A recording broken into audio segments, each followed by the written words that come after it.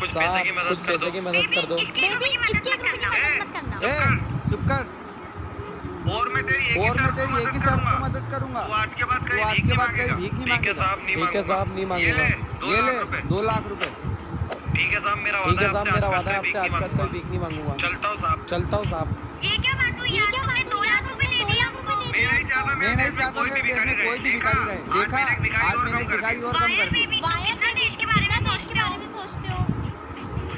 तो आगे मजा आएगा। हाँ, वो खेत वाली हाँ, वो जमीन खेत फाइनल हो वाली गई। जमीन फाइनल हो गई।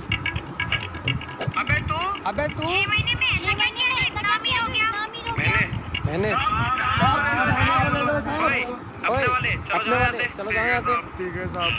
कौन थे ये लोग? मैंने मैंने वादा किया था ना वादा किया था ना कभी आपसे भीख नहीं कभी मांगूंगा। भीख नहीं मांगूंगा। हमने बंदे रख लिए तनख्वाह पे। ये चुराए चुराए भीख मांगते। मैं गंवार गंवार आदमी